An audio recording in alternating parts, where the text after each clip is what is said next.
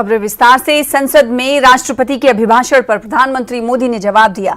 लोकसभा में प्रधानमंत्री मोदी ने धन्यवाद प्रस्ताव पर चर्चा का जवाब देते हुए कहा कि राष्ट्रपति का अभिभाषण ऐतिहासिक था।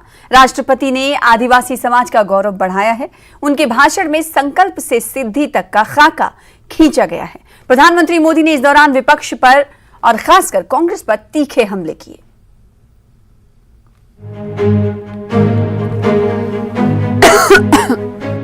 चुनौतियों के बिना जीवन नहीं होता है। चुनौतियां तो आती हैं। चुनौतियों से ज्यादा सामर्थ्यवान है 140 करोड़ देशवासियों का जज्बा। पीएम मोदी ने अपने संबोधन में नाम लिए बगैर राहुल गांधी पर निशाना साधा। मोदी ने कहा कि मंगलवार को मैं देख रहा था कि कुछ लोगों के भाषण के साथ पूरा इकोसिस्टम उछल रहा था। प्रधानमंत्री ने कहा विपक्ष के नफरत का भाव बाहर आ गया है। पूरा इकोसिस्टम उछल रहा था और कुछ लोग तो खुश होकर के कह रहे थे ये हुई ना बात, बड़ा शायद नींद भी अच्छी आई होगी, शायद आज उठ भी नहीं पाए होंगे। मोदी पे भरोसा अखबार की सुर्खियों से पैदा नहीं हुआ है। मोदी पे ये भरोसा टीवी पर चमकते चेहरों से नहीं हुआ है।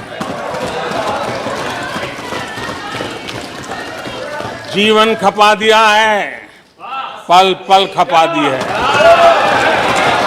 देश के लोगों के लिए खपा दी है, देश के उज्जवल भविष्य के लिए खपा दी है। पीएम मोदी ने विपक्ष पर हमला बोलते हुए कहा कि भारत लोकतंत्र की जननी है, लोकतंत्र हमारी रगों में है, आलोचना होनी चाहिए, लेकिन इन्होंने 9 साल आरोप में गंवा दिए। चुनाव हार जाएं तो ईवीएम को दोष, भ्रष्टाचार की जांच हो तो एजेंसियों को गाली। उन्होंने कहा कि ईडी का धन्यवाद करना चाहिए कि उसने इन लोगों को एक मंच पर ला दिया है। लोगों ने ईडी का धन्यवाद करना चाहिए कि ईडी के कारण ये लोग एक मंच पे आए हैं। पीएम मोदी ने यूपीए सरकार पर जमकर निशाना साधा। उन्होंने कांग्रेस सरकार के समय को घोटालों का दशक बताया। पीएम मोदी ने कहा कि 2004 से 2014 तक आजादी के बाद सबसे अधिक घोटालों का दशक रहा। वहीं 10 साल कश्मीर से कन्याकुमारी भारत के हर कोने में आतंकी हमले होते रहे। आतंकवाद पर सीना तान कर आंख में आंख मिला करके हमले करने का सामर्थ्य नहीं था, उसे चुनौती को चुनौती देने की ताकत नहीं थी और उसके कारण आतंकवादियों के हौसले बुलंद होते गए और पूरा देश 10 साल तक खून बहता रहा। मेरे देश के निर्दोष लोगों का वो दिन गए थे। प्रधानमंत्री नरेंद्र मोदी ने अपने संबोधन में देश की उपलब्धियां गिनाई। पीएम ने कहा कि पिछले 9 वर्ष में भारत में 90,000 स्टार्टअप आए हैं। आज स्टार्टअप के मामले में हम दुनिया में तीसरे नंबर पर पहुंच गए हैं। मोदी ने कहा कि आज पूरे विश्व में भारत को लेकर पॉजिटिविटी, आशा, भरोसा है। देश दुनिया की 5वीं बड़ी अर्थव्यवस्था बना है।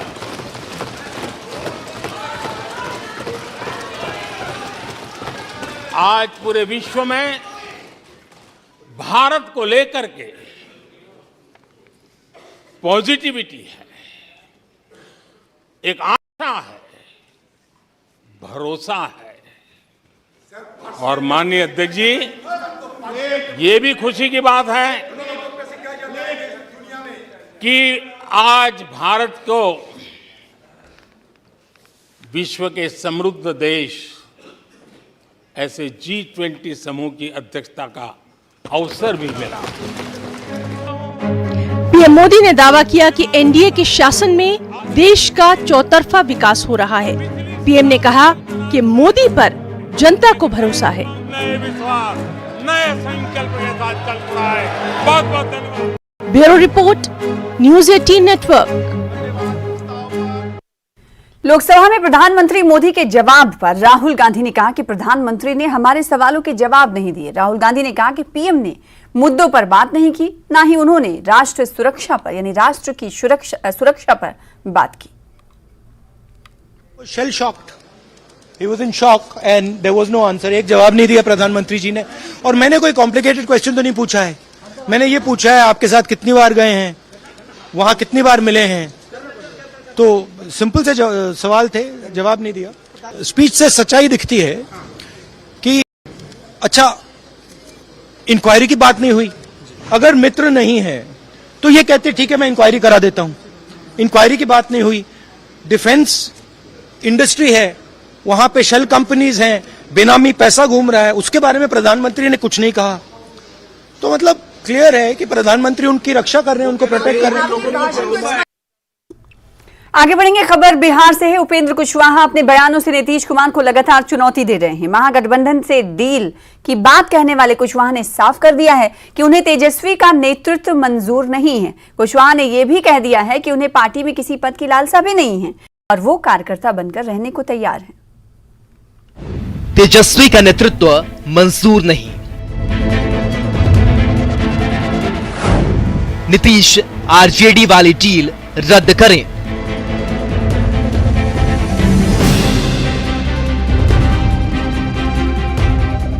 उपेंद्र कुशवाहा ने अपनी नाराजगी की वजह साफ कर दी है। कुशवाहा का साफ कहना है कि 2025 में विधानसभा चुनाव में मुख्यमंत्री के चेहरे के रूप में तेजस्वी यादव के नाम के ऐलान से नाराजगी है। सीएम से अपील करते हुए कुशवाहा ने कहा कि अगर आरजेडी से ऐसी कोई डील हुई है जिसमें महागठबंधन तेजस्वी के चेहरे पर चुनाव लड़ने की तैयारी कर रही है तो इस डील को रद्द किया जाए। कुशवाहा ने यह भी कहा कि तेजस्वी यादव के चेहरे की जगह जेडीयू के किसी कार्यकर्ता को मुख्यमंत्री का चेहरा बनाया जाए। पूरी गुंजाइश है। हम तो कह रहे हैं, हम तो बार बार इंतजार में हैं कि कब मुख्यमंत्री जी का बुलावा आवे और हम जाएं मुख्यमंत्री जी के पास, क्योंकि पार्टी को बचाने की चिंता है। कुछ भी अगर ऐसा हुआ तो जनता दल यूनाइटेड बर्बाद हो जाएगा। जो बर्बाद हो रहा है, अगर रोकने का कोई प्रयास नहीं हुआ तो यह पार्टी बर्बाद हो जाएगी और यह घोर चिंता का विषय है मेरे लिए भी और करोड़ों लोग जो बिहार के इस पार्टी से जुड़े हुए हैं सबके। उपेंद्र कुशवाहा ने अपनी नाराजगी की वजह साफ करते हुए कहा कि वे 5 रुपए की सदस्यता वाले साधारण मेंबर बनकर पार्टी में रहने को तैयार हैं। संसदीय बोर्ड का अध्यक्ष और राष्ट्रीय अध्यक्ष बनने की कोई इच्छा नहीं है और सीएम जब कहेंगे वे एमएलसी पद से इस्तीफा दे देंगे। मुख्यमंत्री जी कहेंगे तो इसी क्षण हम इस्तीफा दे देंगे, उसमें क्या दिक्कत है। इस्तीफा का त्याग पत्र मेरे पॉकेट में है।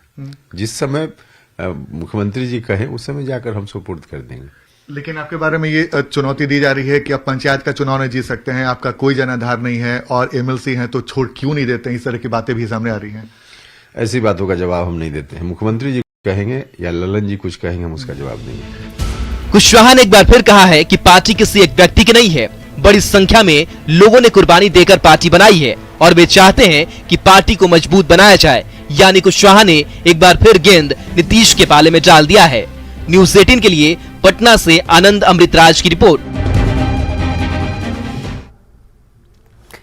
25 फरवरी को महागठबंधन सीमांचल के पूर्णिया जिले में एक विशाल रैली का आयोजन करने जा रही है। इस बात की जानकारी पटना स्थित आरजेडी कार्यालय में प्रदेश अध्यक्ष जगदानंद सिंह और जेडीयू के प्रदेश अध्यक्ष उमेश कुशवाहा समेत महागठबंधन में शामिल सभी पार्टी के सदस्यों ने दी। रैली पूर्णिया के रंगभूमि मैदान में होगी। महागठबंधन की तरफ से पूर्णिया में एक आम सभा की जाएगी। बिहार के सभी नागरिकों को समाजवाद में, सेक्युलरिज्म में विश्वास रखने वाले लोगों को, और ये सारी क्रियाकलाप महागठबंधन की साथियों के साथ शुरुआत हम सब कर रहे हैं। महागठबंधन शीर्ष नेता ने निर्णय लिया है इसी महीना की 25 तारीख को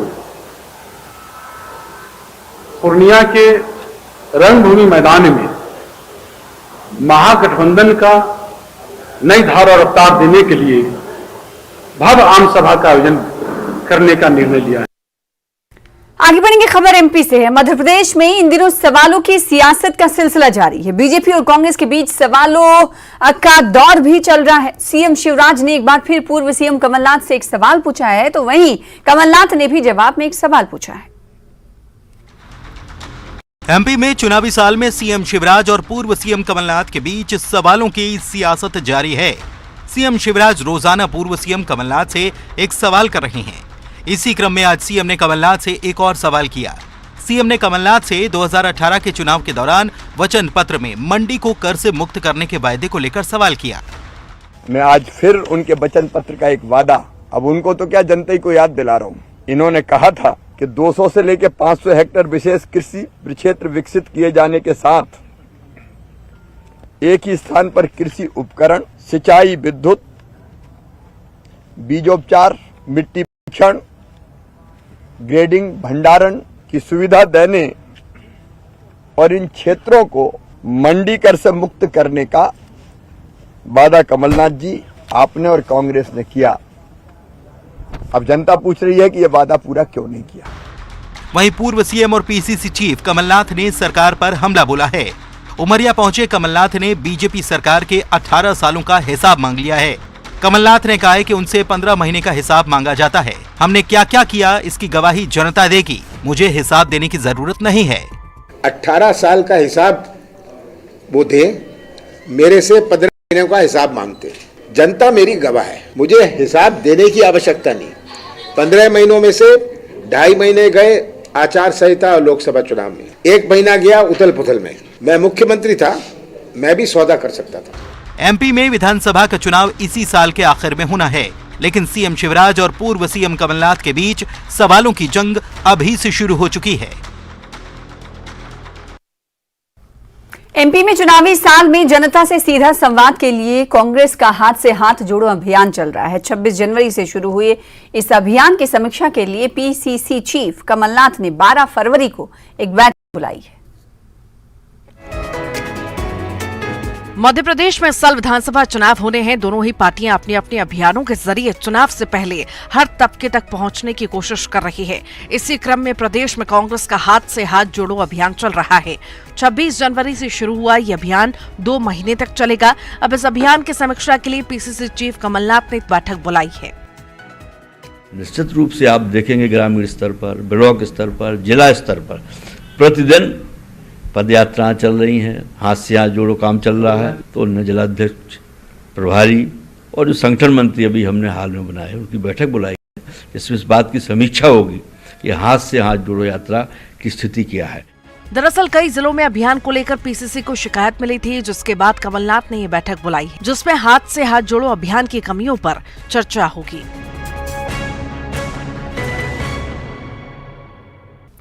अवैध दूध डेयरियों को हटाने और वैध डेयरियों को शहर से बाहर जगह देने के हाई कोर्ट के आदेश के बावजूद उत्तर प्रदेश के अधिकतर शहरों में ना तो अवैध डेयरियों का संचालन पूरी तरह से बंद हो सका है और ना ही डेयरियों को शहर से बाहर किया जा सका है। यही हाल मेरठ शहर का भी है, लेकिन शहर की सफाई व्यवस्था में सबसे बड़ी परेशानी पैदा करने वाली डेयरियों के खिलाफ समय समय पर नगर निगम और कैंट बोर्ड सीमित कार्रवाई करके हाईकोर्ट के आदेश का अनुपालन करने का दिखावा करता रहता है। ऐसी एक कार्रवाई भी मेरठ कैंट बोर्ड की ओर से कैंट के लाल कुर्ती इलाके में की गई, जहां गंदगी की बड़ी वजह साबित हो रही कुछ अवैध डेयरियों के खिलाफ कार्रवाई करते हुए जेसीबी से अवैध निर्माण को तोड़ा गया। के बावजूद और अनाउंसमेंट और करवाने के बावजूद कोई अतिक्रमण किसी ने हटाया नहीं जी। तो अभी प्रशासन की मदद लेकर के फिर 8 तारीख को हमने यानी आज के दिन ये पुलिस प्रशासन के साथ मिलकर के अतिक्रमण को ध्वस्त किया जा रहा है। नालियों पर से अतिक्रमण को हटाया जा रहा है। कितनी डेयरियां सर, कितने इसके अंदर मकान आते हैं? अभी एग्जैक्ट तो मुझे ध्यान नहीं है, लेकिन जो भी डेयरियां हैं उनको हटाया जाएगा लाल कुर्ती इलाके में और काफी ध्वस्त कर दिया। गाजियाबाद के जिला कचहरी में बुधवार को उस समय हड़कंप मच गया जब कोर्ट परिसर में तेंदुआ घुसा। इस दौरान तेंदुए ने कोर्ट के अंदर मौजूद कई लोगों पर जानलेवा हमला भी कर दिया। हमले में कई लोगों के घायल होने की सूचना है। पुलिस और वन विभाग की टीम ने 5 घंटे की कड़ी मशक्कत के बाद तेंदुए को पकड़ा।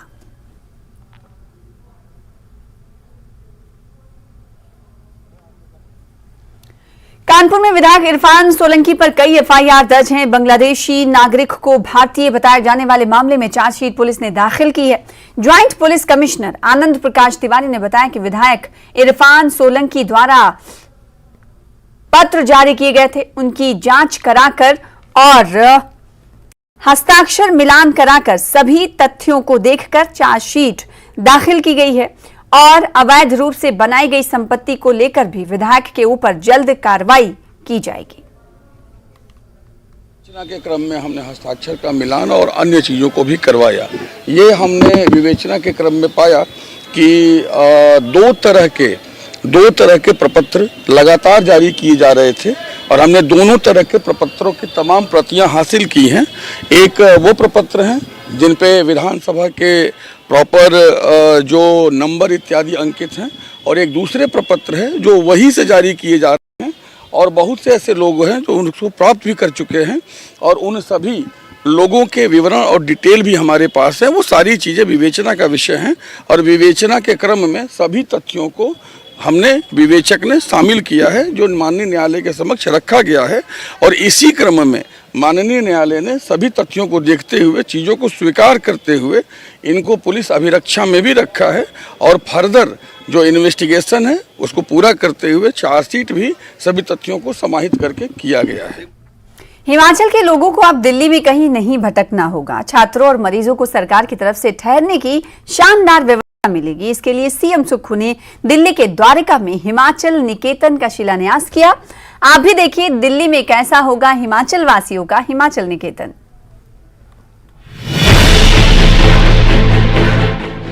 अब दिल्ली में नहीं भटकेंगे हिमाचल के लोग। छात्रों मरीजों को ठहरने की नहीं होगी दिक्कत। हिमाचल निकेतन में होगा शानदार इंतजाम। 5 मंजिला बिल्डिंग का ये डेमो देखिए।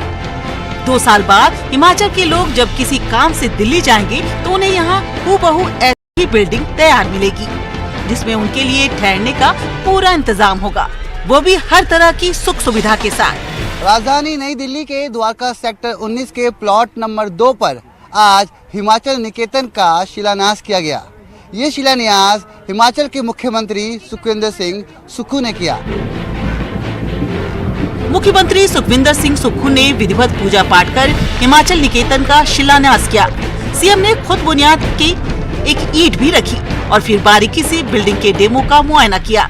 हिमाचल निकेतन के शिलान्यास के साथ दिल्ली में सीएम सुक्खू के नाम का पहला शिलापट भी लग गया। इसके लिए कार्यक्रम में शामिल पीडब्ल्यूडी मंत्री विक्रमादित्य सिंह ने मंच पर उनका अभिनंदन किया। हिमाचल के कई लोग जो है या छात्र जो है वो ये सोचते हैं कि विधायक के नाम से कमरा हो जाए तो 1 या 2 दिन हमें रहने का मौका मिलेगा, या कभी एम्स में कोई बीमार हो जाए, कोई बाहर से हिमाचल का बीमारी की हालत में जब उसके परिवार के लोग आते हैं तो इधर उधर भटकते रहते हैं। उस दृष्टिकोण से हमने एक फैसला किया कि जो द्वारका में हमारा हिमाचल निकेतन बनने जा रहा है उसको प्रभाव से बनाया जाए। हिमाचल निकेतन के लिए द्वारका के सेक्टर 19 का प्लॉट नंबर 2 पिछली सरकार में ही खरीदा गया था, मगर 2 साल से निर्माण का काम अटका पड़ा था, जिसके शिलान्यास के बाद सरकार ने 2 साल में बिल्डिंग तैयार करने का लक्ष्य रखा था। 5 मंजिला इस बिल्डिंग में अंडरग्राउंड पार्किंग के साथ कुल 81 कमरे होंगे, जिसमें से 40 कमरे छात्रों के लिए और 36 कमरे इलाज वगैरह के लिए दिल्ली आने वाले लोगों के लिए रिजर्व होंगे। 2 कमरे वीआईपी के लिए होंगे और 3 कमरे स्टाफ के लिए होंगे। हमने काफी पहले जगह खरीद रखी थी, अब कभी न कभी भवन का निर्माण तो होना ही था। हिमाचल भवन है, हिमाचल सदन है, ये हिमाचल निकेतन है। ये सौगात उन छात्रों के लिए भी है जो वो विश्वविद्यालय में एडमिशन लेने आते हैं और उस समय अकोमोडेशन नहीं मिलती, तो उस समय के रूप में हमने ट्रांजिट अकोमोडेशन के रूप में उनको ये सौगात दी है। जो गंभीर बीमारी से ग्रस्त परिवार के लोग आते हैं उन्हें हॉस्पिटल में उनके पेशेंट को तो एडमिट कर लिया जाता है, लेकिन उनके परिवार को रहने के लिए जगह नहीं होती, उनके लिए सौगात है। हिमाचल निकेतन के निर्माण पर 23 करोड़ 50 लाख 35 हजार रुपए का खर्च होगा और बजट बढ़े नहीं, इसलिए सरकार ने तय किया है कि काम 2025 तक हर हाल में पूरा हो जाना चाहिए। दिल्ली से न्यूज़ 18 के लिए रवि मिश्रा की रिपोर्ट।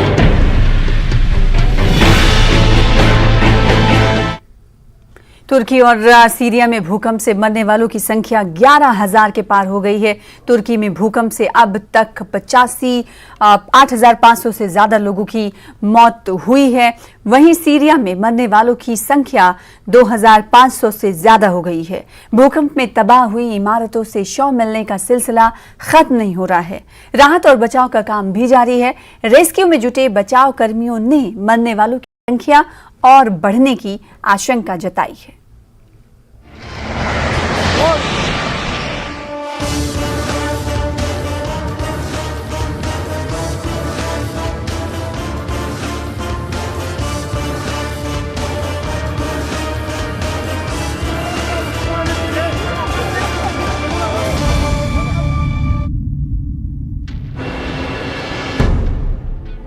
तुर्की और सीरिया में सोमवार को आए शक्तिशाली और विनाशकारी भूकंप में मौतों का आंकड़ा हर गुजरते वक्त के साथ बढ़ता जा रहा है।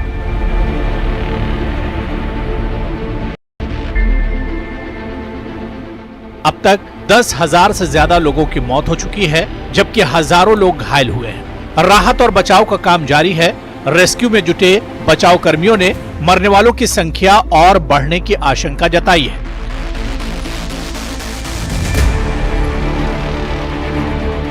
तुर्की और सीरिया में भूकंप के कारण क्षतिग्रस्त हुई इमारतों के नीचे दबे लोगों को बचाने की मुहिम तेज गति से चल रही है, मगर इन इलाकों में पड़ रही कड़ाके की ठंड इन दोनों देशों के लोगों पर सितम ढा रही है। भूकंप के झटकों से बेघर हो चुके इन दोनों देशों के लोग ठंड से बचने के लिए सड़कों पर आग जलाकर खुद को गर्म रखने की कोशिश कर रहे हैं। तुर्की और सीरिया में 11,000 से ज्यादा इमारतें तबाह हो गई हैं। इनमें घर, स्कूल, सरकारी दफातर, अपार्टमेंट्स शामिल हैं। इसके चलते हजारों लोग बेघर हुए हैं। भूकंप के बाद तुर्की और सीरिया में कई जगहों पर बिजली और फ्यूल का भी संकट पैदा हो गया है। इतना ही नहीं, सड़कें भी तबाह हो गई हैं। ऐसे में रेस्क्यू टीमों को प्रभावित इलाकों में पहुंचने में काफी मशक्कत उठानी पड़ रही है। इतना ही नहीं, ठंड, बर्फबारी और बारिश के चलते रेस्क्यू में भी दिक्कत हो रही है। तुर्की में सोमवार को आए शक्तिशाली भूकंप के बाद सैकड़ों आफ्टर शॉक्स आए। ऐसे में लोग खौफ में मुब्तला है। लोग घर जाने को तैयार नहीं हैं। इन्हें डर है कि कहीं फिर से भूकंप ना आ जाए और इनकी इमारत गिर जाए। तुर्की में भूकंप प्रभावित कई इलाकों में अभी भी मदद नहीं पहुंच पाई है। इसे लेकर लोगों में गुस्सा भी है। तुर्की के 10 प्रांतों में 3 महीने तक इमरजेंसी का ऐलान किया गया है। यहाँ सभी स्कूलों को 13 फरवरी तक बंद कर दिया गया है। इतना ही नहीं, सभी सरकारी इमारतों को शेल्टर होम बनाया गया है। तुर्की के राष्ट्रपति रजब तैयब एर्दोगान ने बताया कि अब तक 70 देश और 14 अंतर्राष्ट्रीय संगठन मदद के लिए आगे आए हैं। उन्होंने कहा, यह तुर्की ही नहीं बल्कि पूरी दुनिया के लिए बड़ी आपदा है। तुर्की में 10,000 कंटेनर को शेल्टर बनाने की तैयारी की गई है। WHO ने तुर्की और सीरिया में मौत का आंकड़ा बढ़ने की आशंका जताई है। WHO ने तुर्की और सीरिया में 20,000 से ज्यादा लोगों के मारे जाने की आशंका जताई है। इतना ही नहीं, विश्व स्वास्थ्य संगठन का कहना है कि दोनों देशों में 2.3 करोड़ लोग इससे प्रभावित हो सकते हैं। संयुक्त राज्य अमेरिका, चीन और खाड़ी राज्यों सहित दर्जनों देशों ने तुर्की और सीरिया को मदद करने का वादा किया है। देशों में खोजी दलों के साथ साथ राहत सामग्री हवाई मार्ग से पहुंचाना शुरू हो गई है। फिर भी कुछ सर्वाधिक प्रभावित क्षेत्रों के लोगों ने कहा कि उन्हें लगता है कि इन्हें इनके हाल पर छोड़ दिया गया है। Bureau report, news 18 JKLH। News चैनलों के इतिहास में पहली बार न्यूज 18 इंडिया की वेब सीरीज FIR नंबर 2008 की स्ट्रीमिंग आप न्यूज 18 इंडिया के YouTube चैनल पर देख पाएंगे। वेब सीरीज में ठगी के आरोपी सुकेश चंद्रशेखर के वो कारनामे उजागर होंगे जो कल्पना से परे हैं। एक ठग ने कैसे उद्योग जगत, फिल्म इंडस्ट्री और राजनीति के गलियारे में हड़कंप मचाया। एक ठग के पीछे दिल्ली पुलिस स्पेशल सेल की एंटी टेररिस्ट स्क्वाड क्यों लगी। ऐसे ही दिलचस्प और दंग कर देने वाली जानकारियों के लिए देखिए न्यूज 18 इंडिया के YouTube चैनल पर FIR नंबर 2008, जिसका एक एक फ्रेम थ्रिलर है।